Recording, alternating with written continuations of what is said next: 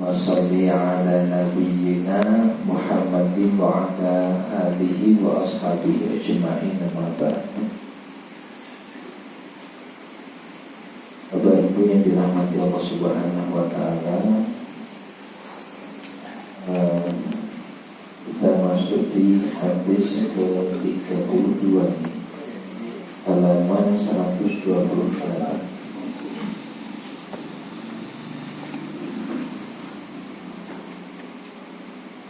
Baik, nanti sambil penjelasan atau pas sesi diskusi tanya jawab, hal-hal yang tadi mungkin diperbincangkan ada yang perlu disampaikan, monggo.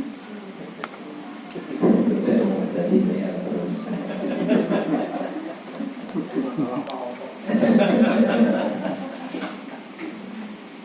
Hadis nomor 32 halaman 128.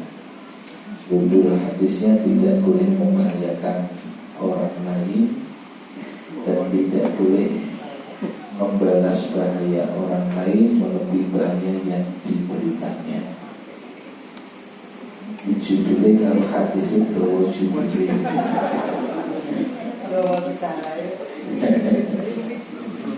boleh berbuat kerusakan.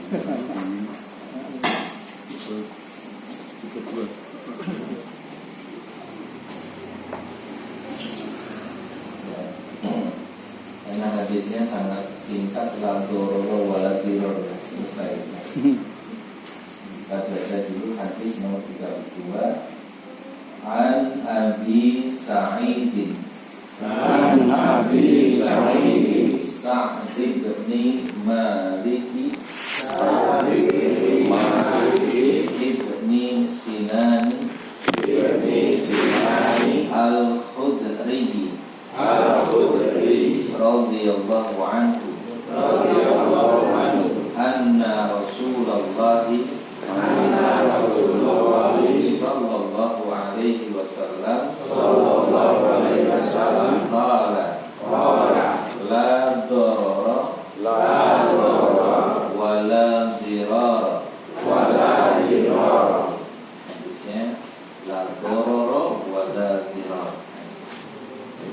An Abi Sa'id, dari Abu Sa'id Sa'd bin Malik ibn Sinan Al-Khudri, yakni Sa'ad bin Malik bin Sinan Al-Khudri radhiyallahu anhu, anna, bahwa sesungguhnya Rasulullah sallallahu alaihi wasallam qala, beliau bersabda, la dororo wala dirara.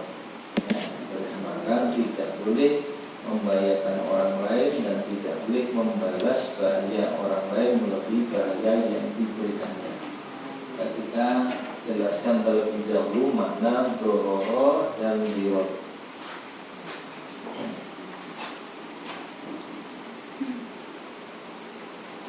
Dororo, diror.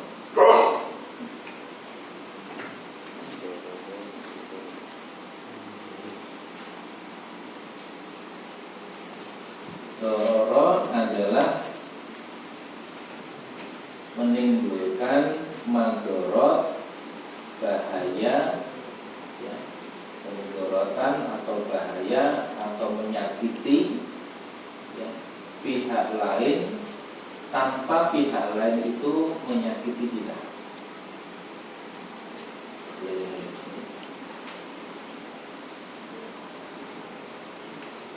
Melakukan madorot ini bisa bahaya atau kerugian, ya, kerusakan dan sebagainya kepada pihak lain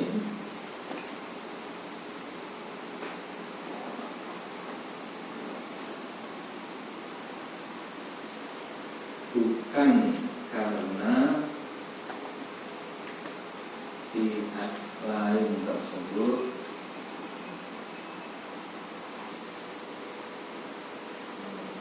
menimpakan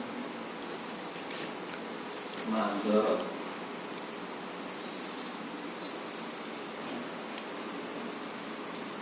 yudoror, melakukan madorot, bahaya, kerugian, kerusakan kepada pihak lain, padahal pihak lain itu tidak melakukan sesuatu yang mendatangkan madorot.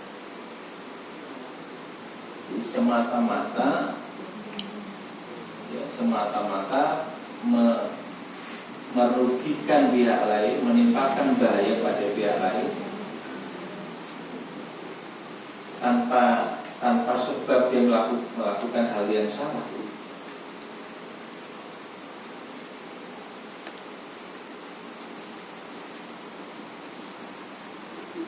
Jadi faktanya itu ada orang yang senangannya golek perkara mancing.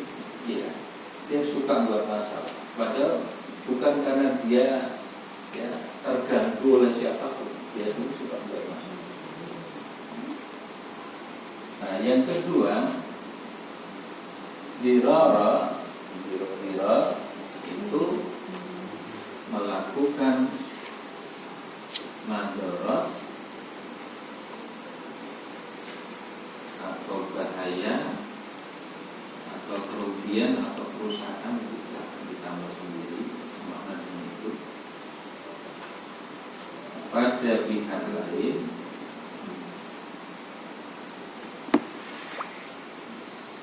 karena pihak lain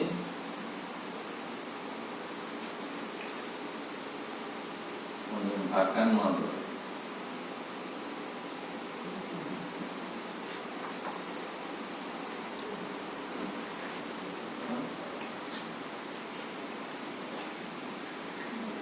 Dengan catatan dalam melakukan madorot ini, dalam melakukan madorotnya ini dengan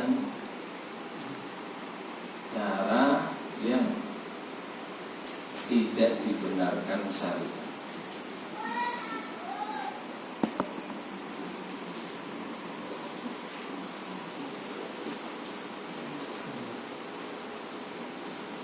Dengan cara yang tidak digunakan syariat itu dalam melakukan madorot, walaupun membalas, sifatnya membalas pihak lain dengan menimpakan madorot, tapi juga dengan cara yang tidak dibenarkan oleh syariat. Ini dirot.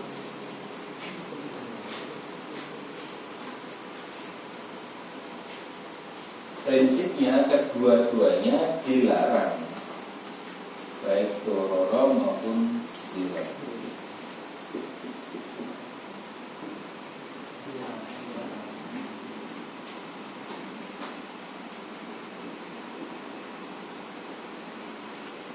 Keduanya dilarang dan tidak boleh dilakukan.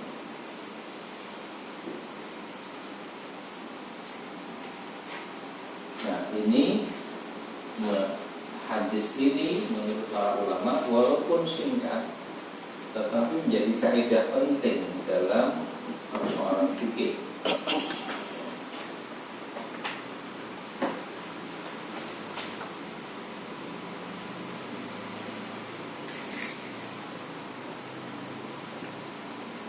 Maka menimpakan madorot dengan alasan dan cara yang sesuai dengan ketentuan syariat itu boleh. Misalnya memberlakukan hukum qisas, jelas menimpakan kerusakan, madorot, bahaya pada pihak lain, tetapi karena memang ada alasan yang dibenarkan oleh syariat.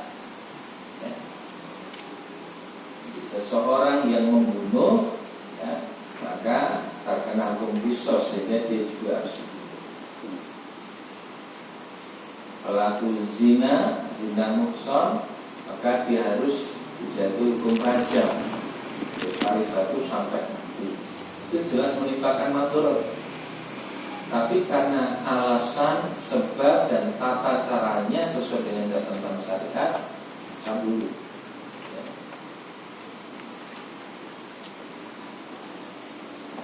Yang tidak boleh seperti apa? Misalnya dalam jual beli melakukan ya penipuan, jelas menimpakan madharat pada pihak lain. Baik pihak lain yang ditipu itu ya memang pernah menipu kita atau tidak pernah menipu, dua-duanya tidak boleh. Karena pernah ditipu tak balas bisa jadi tidak boleh juga. Ya. Tapi menetapkan hukuman kalau memang alasannya benar secara syariat diterima, pelaksanaannya memang sesuai dengan syariat, maka boleh menimpakan madharat. Bukti penipuan dilakukan simpulan, misalnya ada bukti atau saksi dan sebagainya, itu nanti di hadis berikutnya ya. Kalau ada dakwaan, maka pihak yang mendakwa itu harus menghadirkan ya bukti dan saksi. Sedangkan orang yang tidak menerima tuduhan, dia harus berani bersumpah dan pihak berikutnya. Jadi ya, ada protokol. Kalau secara hukum terbukti melakukan kesalahan, lalu kemudian dalam syariat ada ketentuan hukumnya seperti apa, maka menjatuhkan hukuman ini berarti kan menimpakan madharat yang seperti itu boleh karena ada alasan yang oleh syariat itu.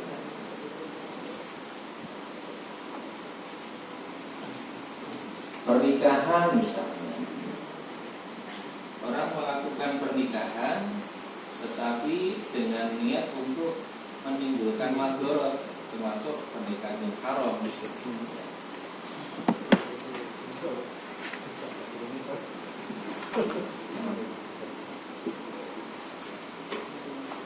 Ya, jadi apa namanya? Contoh kasus pernikahan bukan hukum asal dari pernikahan, kan nikah itu masuk dalam persoalan muamalah.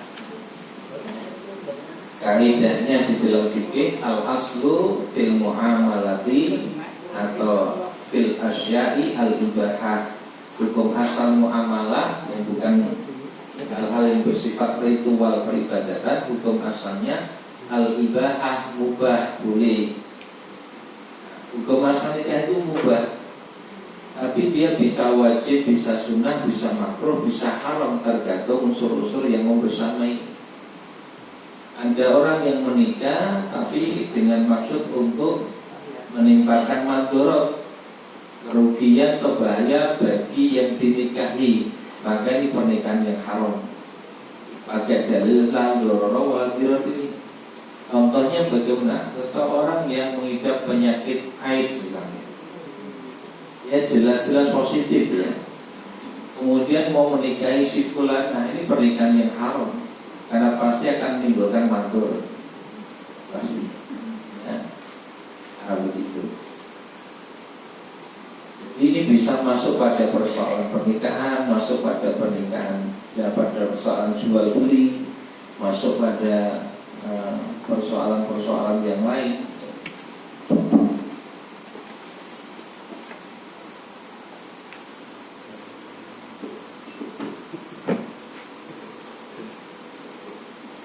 Ya, atau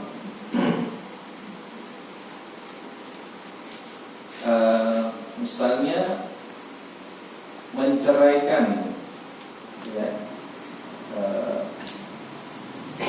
menceraikan istri atau apa namanya, bukan lihan apa sih? Dia tidak akan melakukan hubungan dengan istrinya. Gitu. Di dalam Islam itu dibatasi ya sampai maksimal 4 bulan. Sebelum 4 bulan harus jelas mau dicerai atau tetap menjadi suami istri.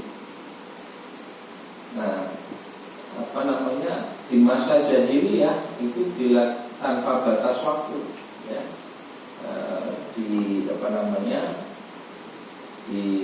dirujuk kembali, nanti dicerai lagi dan seterusnya tanpa batas. Ini menimbulkan madharat yang seperti itu tidak diperkenankan. dan seterusnya. Nah, apalagi contohnya banyak. Jadi hal-hal yang menimbulkan mandorot bagi pihak lain. Kalau di kehidupan yang mungkin tidak masuk secara tegas hukum-hukum fikih, tapi merujuk kepada hadis ini, maka kemudian bisa ketemu hukumnya seperti apa. Nah, hadis ini kemudian menjadi kaidah di dalam menetapkan hukum. Contoh sederhana, baju, lampu lalu lintas, itu dengan balik Quran hadisnya rasa ketemu. Bukan berarti terus kemudian melanggar lampu lalu lintas itu terus sholat dosa. Nah, dalilnya hadis ini, la dororo wala dirar. Tidak boleh melakukan sesuatu yang bisa menjadi bahaya bagi pihak lain.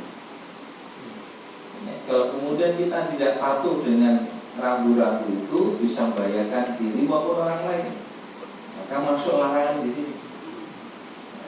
Jadi problem apapun nanti akan bisa muncul yang melalui hadis seperti ini atau kemudian dirumuskan oleh para ulama menjadi kaidah, maka menjadi ketemu hukumnya.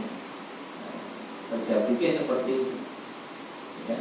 Jadi ada hadis-hadis yang di awal kita sudah sampaikan, Imam Nawawi mengumpulkan hadis-hadis yang walaupun singkat tetapi mengandung makna yang sangat luas dan menjadi pokok-pokok persoalan. Imam Asy'uti bahkan mengatakan ini merupakan 1/4 dari keseluruhan masalah agama bertumpu pada hadis ini. Tidak boleh misalnya berupaya untuk melakukan sesuatu yang manfaat tapi malah menimbulkan madharat. Tidak boleh menghilangkan madharat tapi malah mendatangkan madharat yang lebih besar. Itu Mas, dengan kaidah ini. Misalnya kasus kemarin ditanyakan di sini, boleh enggak kalau di depan kita lewat Pak Lurah terus kita bunuh gimana? Ya, kita mau menghilangkan madharat tapi bisa menyebabkan madharat yang jauh lebih besar. Menjadi haram hukumnya gitu. Walaupun berupaya menghilangkan madharat tapi madharat lebih besar akan datang. Kenapa? Karena saat ini ya kewenangan, kekuasaan media dalam kekuasaan musuh itu. Kita melakukan tindakan apapun bisa dibalik opininya. Maka seperti yang dilakukan Nabi di saat kekuatan kaum muslimin masih lemah, tidak melakukan perlawanan. Walaupun disiksa, dicela, ya dibunuh, Nabi diam saja. Para sahabat juga tidak boleh melakukan perlawanan. Nabi yang mengatakan sabar, sabar. Belum waktunya, karena belum punya kekuatan yang bisa menghentikan kemungkaran itu. Tapi tatkala sudah menjadi kekuatan yang diperhitungkan, barulah izin berperang diturunkan oleh Allah.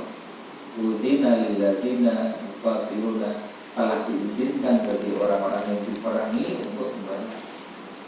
Nah, jadi datang izin itu tidak langsung, tapi pada satu kondisi tatkala kaum muslimin memiliki kekuatan, dan tidak mendatangkan madharat yang lebih besar, tapi bisa mengurangi bahkan menghilangkan madharat. Nah, ini banyak persoalan bisa dirujuk pada hadis yang singkat. Masuk aturan di sekolah, masyarakat, di madrasah, pesantren. Bisa, ya. Kalau sesuatu itu bisa mendatangkan bahaya, kerusakan, kekacauan, larangan boleh juga hadis. Kalau konteksnya dalam mencari nafkah, ya. Jadi dia pergi dia 6 bulan lebih, ya. tahun lebih, baik itu laki-laki ataupun perempuan. Itu mencari nafkah apa juga masuk ke Satu, mencari nafkah merupakan kewajiban seorang suami, gitu ya, untuk menafkahi istri, untuk keluarganya. Tapi bagaimana dalam melakukan kewajiban jika tidak ada sesuatu hal-hal yang dilarang untuk kemudian dilanggar. Nah, itu ujiannya di situ. Maksudnya adalah Kalau kita menghadapi satu fakta yang tidak ideal, perjuangannya adalah bagaimana bisa melaksanakan perintah Allah yang tidak benar itu kemudian diperbaiki.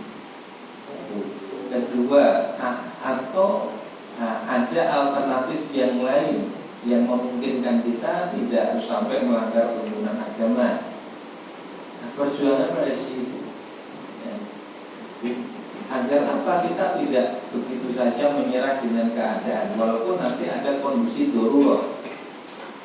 Nah, di dalam syariat ada kondisi darurat. Darurat itu bisa jadi kita ketemu sesuatu yang jelas ini dilarang. Tapi kalau kemudian kita tidak melakukannya, kita terancam bahaya. Bahaya yang dimaksud adalah bisa mengancam keselamatan atau kehidupan kita. Maka kondisi darurat ini bisa mengubah hukum yang tadinya dilarang menjadi boleh dalam batas kedaruratan. Ad-daruratu tubihul mahdurat. Kedaruratan itu membolehkan apa yang tadinya terlarang. Tapi meskipun ini darurat dan dalam batas darurat itu boleh, ya, itu semata-mata untuk menyelamatkan diri dari ancaman yang mengancam keselamatan jiwa tadi. Kalau sudah teratasi, hukumnya kembali lagi, ya, menjadi haram terlarang. Ya. Kalau dalam Quran kan contoh kasusnya makanannya haram, makanan haram. Kalau seseorang benar-benar kelaparan, tidak ada makanan yang lainnya, nggak segera makan, ini bisa terancam keselamatan jiwanya, maka makan yang haram di situ menjadi boleh, menjadi boleh. Tapi dalam batas mengatasi kondisi darurat. Terus di pol-polnya mumpungin itu sama anaknya nggak begitu, nggak boleh. Iya, nggak boleh juga. Kalau sudah teratasi harus dicukupkan di situ. Nah, dalam mencari nafkah juga begitu. Mungkin nggak kita cari alternatif lain yang tidak harus melanggar tuntunan agama, ya? Atau bisa nggak mensiasati, ya, pekerjaan kita sehingga tuntunan agama tetap bisa dilaksanakan, ya, seperti itu. Kalau memang kondisinya masuk darurat tadi ini, pokoknya harus cari nafkah, kalau enggak mau makan apa dalam sekian waktu tertentu, memang ini bisa masuk kategori darurat misalnya.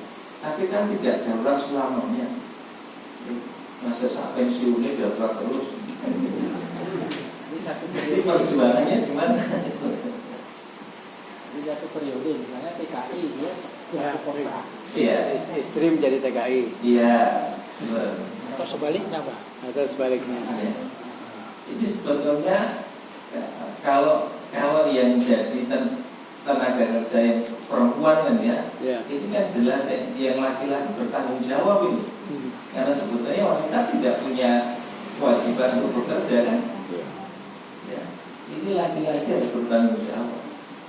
Kalau laki-laki yang jadi TKI, ini kalau TKI, kalau laki-laki yang bekerja, maka kewajiban kepada keluarganya, pada istri dan anak-anaknya nggak boleh diabaikan. Jadi dulu Umar bin Khattab pernah ngirim pasukan sampai sekian lama. Kemudian satu malam dia mendengar di satu rumah, ya, ada suara perempuan yang mengungkap, ya, semacam syair kerinduan kepada suaminya. Ya, inti dari syair yang diungkapkan itu, kalau tidak karena takut kepada Allah, maka ranjang ini pasti sudah bergoyang. Nah, maka mendengar itu Umar kemudian, ya, tanya, nggak langsung pada saat kejadian, dia kemudian dari masukan itu dia tanya, wanita itu paling lama kuat menahan berapa lama? Saya lupa, di situ 3 bulan atau 4 bulan.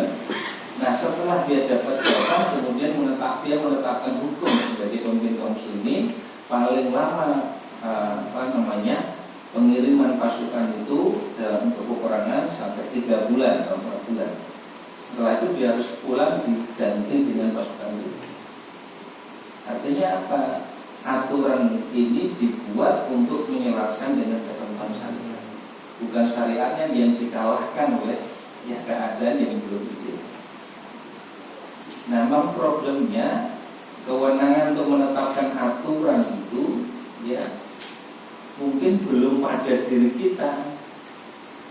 Orang yang diberi kewenangan untuk menetapkan aturan tidak berpihak kepada syariat, problemnya di situ. Sehingga memang dakwah ini selalu perjuangan bagaimana keberpihakan itu kepada pembuat syariat, sehingga agama bisa dilaksanakan tidak hanya dalam bentuk sholat, puasa, haji, tapi sampai kepada kehidupan sosial, kehidupan bermasyarakat dan seterusnya. Nah, proses ke sana mungkin tidak langsung berhasil, tapi yang penting ikhtiar sungguh-sungguh yang kita jalani. Ya, mulai dari bentuk kecil, sidik-sidik kita yang punya kewenangan, ya punya pemilik usaha coba diterapkan pada lingkup kecil. Tapi banyak yang memperlakukan itu kemudian semakin meluas. Tuntunan beragama dalam pekerjaan itu benar-benar bisa dilaksanakan. Ya, nah seperti itu. Jadi mulai pada diri kita, keluarga kita, kemudian lingkup kecil-kecil mulai dilaksanakan. Dan memang ngaji seperti itu, ngaji itu untuk kemudian kita pahami tuntunan seperti apa, kemudian kita terapkan ya secara bertahap sehingga agama ini menjadi kenyataan yang kita jalani, tuntunan yang kemudian kita laksanakan.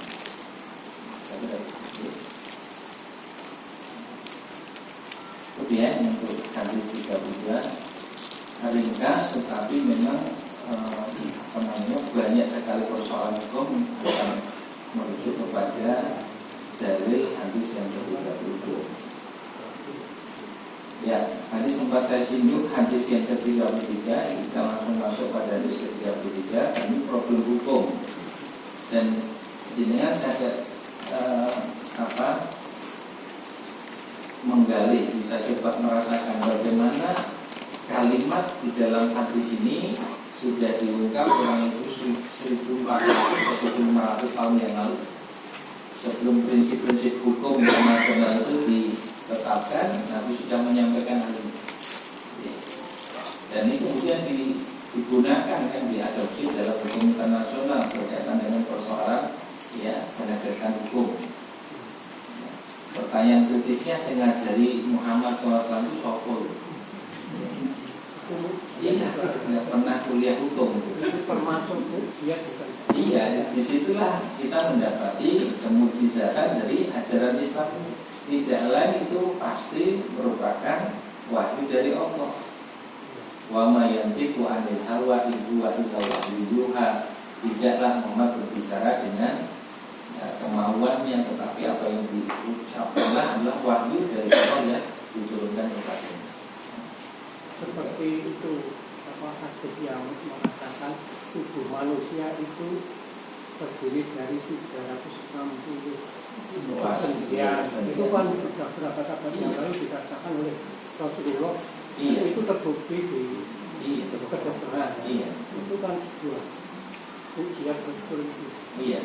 Jadi orang kalau mau mencermati, memikirkan dengan sungguh-sungguh, orang dapati bahwa Islam benar-benar bersumber dari pencipta manusia.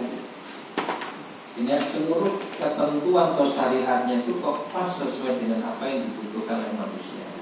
Ketika dilaksanakan akan membuahkan kemaslahatan dan manfaat bagi manusia. Yang dilarang mesti menimbulkan madharat dan kerugian. Terus seperti itu. Jadi kenyataan di waktu-waktu berikutnya itu bisa menjadi bukti kebenaran ajaran Islam. Kita masuk di hadis nomor 33. Ani bin Abbas radhiyallahu anhu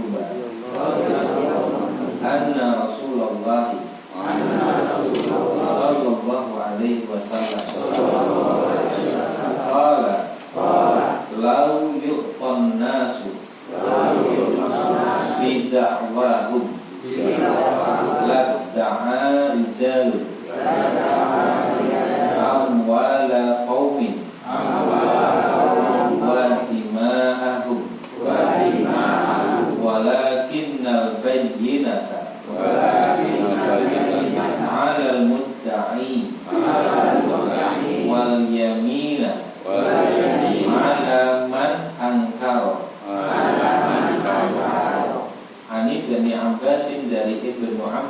radhiyallahu anhuma anna sesungguhnya Rasulullah sallallahu alaihi wasallam qala beliau bersabda lau seandainya yu'ton nasu manusia diberi bidakwahum dengan dakwaannya, manusia diberi, dikabulkan, ya, dikasih sesuai dengan dakwaannya. Setiap kali mendakwa mengklaim itu diterima, dibenarkan, dipenuhi. Ya, seandainya begitu, ladda'a rijalun, pasti orang-orang akan mengklaim, akan mendakwa amwala qaumin, harta satu kaum, wa dima'ahum, dan darah. Maksudnya kalau setiap dakwaan, setiap tuduhan, setiap klaim itu diterima, itu manusia itu sakwenake dhewe. Kae nggonku, kae duweku. Dia bisa mendakwa, mengklaim harta orang lain, ya, darah orang lain, artinya hak atas kehidupan atau kematian itu kalau hanya didasarkan oleh dakwaan atau tuduhan, maka yang terjadi pasti kezaliman, ada pihak pasti diri dia. Ya. Nah, ini yang mengatakan seandainya setiap orang diberi sesuai dengan dakwaan atau klaim mereka, maka orang-orang akan mendakwa harta satu kaum atau darah satu kaum. Walakin al-bayyinata, walakin akan tetapi, ya, walakin al-bayyinata bukti, harus ada bukti. Tidak cukup dengan dakwaan, tidak cukup dengan tuduhan, tidak cukup dengan klaim, ya, tapi harus ada al-bayyinah, bukti. Alal mudda'i, ya, atas orang yang mendakwa tadi, atas orang yang mengklaim tadi. Jadi dia wajib memiliki bukti, ya, sesuai dengan dakwaannya, sesuai dengan tuduhannya itu. Wal yamin, dan sumpah ala man angkar, sumpah wajib atas man angkar, siapa yang mengingkari. Kalau yang dituduh itu tidak terima, dia wajib bersumpah. Yang menuduh wajib ada bukti, yang mengingkari tuduhan wajib bersumpah.